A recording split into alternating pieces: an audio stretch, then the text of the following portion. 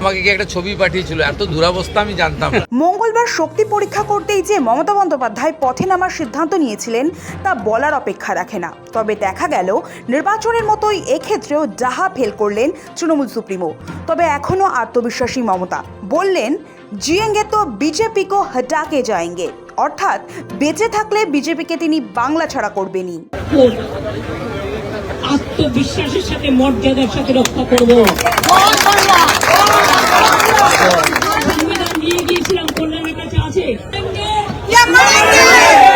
এই তো মারেঙ্গে, আবার জিয়েঙ্গে আর জিয়েঙ্গে তো বিজেপি को हटाना সকল गद्दार उन्होंने खुद लूट किया, मेरे को मारा। নির্বাচনের ভরাডুবির পর মমতা বন্দ্যোপাধ্যায় বারবার দাবি করেছেন তিনি হারেননি, তাকে হারানো হয়েছে। আবার ঘুরে দাঁড়ানোর চ্যালেঞ্জও করেছিলেন তিনি। এই আত্মবিশ্বাসের নেপথ্যে ছিল দলের নেতাকর্মীরা, কিন্তু কয়েকদিন পেরোতেই দেখা গিয়েছে তাসের ঘরের মতো ভাঙছে সংগঠন। দলের দীর্ঘদিনের নেতা যারা মমতা বন্দ্যোপাধ্যায়, অভিষেক বন্দ্যোপাধ্যায়ের ঘনিষ্ঠ বলেই পরিচিত ছিলেন, তাদের অনেকেই প্রকাশ্যে দলের বিরুদ্ধে মুখ খুলছেন।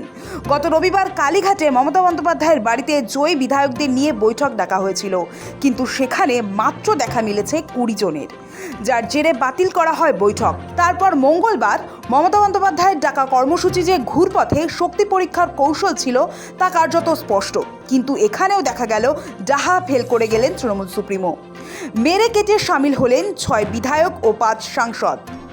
বিধায়কদের মধ্যে ছিলেন নয়না বন্দ্যোপাধ্যায়, মদন মিত্র, ববি হাকিম, বিমান বন্দ্যোপাধ্যায়, অশোক দেব, শোভনদেব চট্টোপাধ্যায়।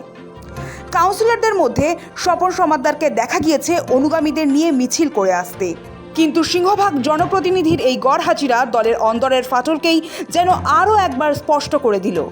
গত কয়েক বছরে মমতা অভিষেক বারবার তারুণ্যে জোর দেওয়ার কথা বলেছিলেন, সেই মতো করে প্রার্থী করা হয়েছিল অনেক তরুণ মুখকেও, কিন্তু মঙ্গলবার দেখা গেল মমতা বন্দ্যোপাধ্যায়ের পাশে রয়েছেন সেই গুটি কয়েক আদি তৃণমূলের নেতা, অর্থাৎ সাংসদ বিধায়ক মিলিয়ে 15 জনকেও পাশে পেলেন না মমতা। আর তৃণমূলের এই ভাঙন নজরে আসতেই তৃণমূলকে বিধে মুখ্যমন্ত্রী শুভেন্দু অধিকারী বললেন, এত দুরবস্থা দলটা ফলতার মতো হয়ে গিয়েছে। আমাকে কি একটা ছবি পাঠিয়েছিল, এত দুরাবস্থা আমি জানতাম না। এত দুরাবস্থা, এক ঝুড়ি লোক, 150টা লোক আসেনি। আপনারা তো সাংবাদিকরা গেছেন 200 জন মতো, আপনার 200টা সাংবাদিক না থাকলে তো আর করুণ অবস্থা।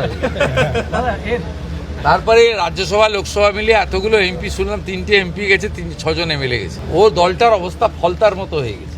তবে এখনও আত্মবিশ্বাসে ভাটা পড়েনি তৃণমূল সুপ্রিমোর।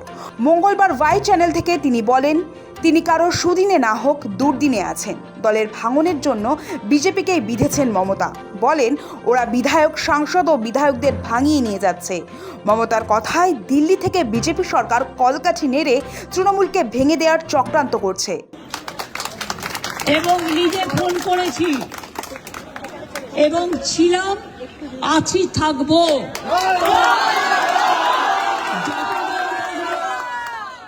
বীরের মতো বাঁচবো।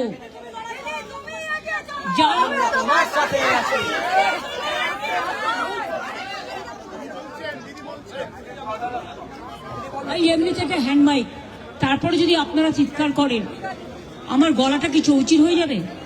একে তো প্রেস मीडिया অত্যাচারে বাড়িতে টিকতে পারি না।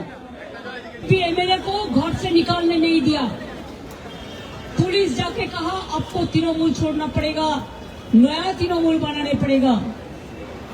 इलेक्शन कमीशन ड्राफ्ट कर दिया।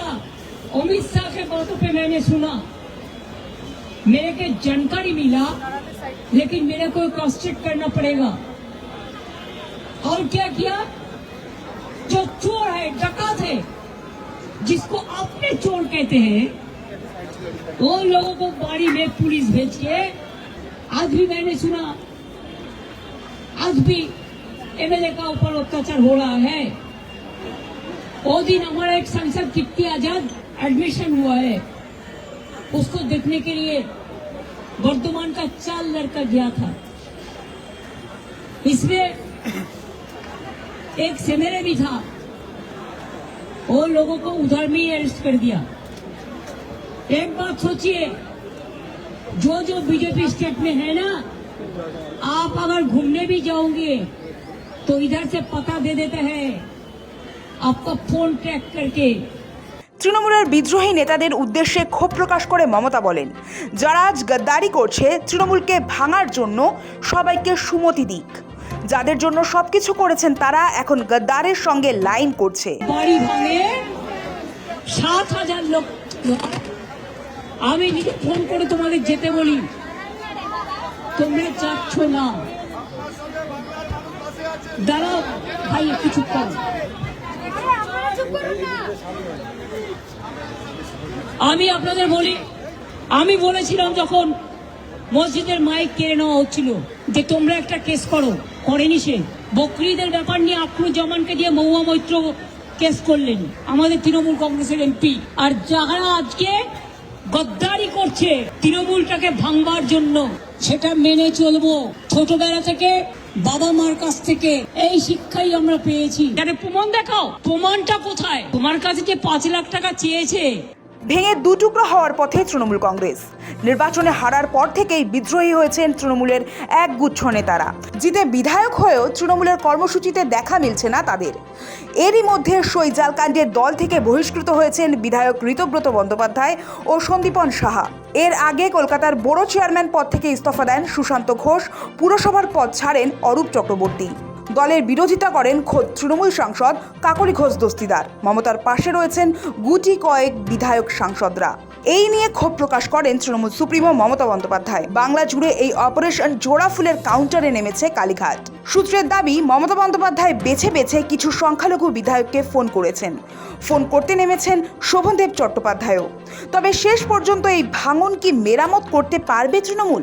তার উত্তর দেবে সময়। সৌভিক সান্যালের রিপোর্ট, সময় কলকাতা।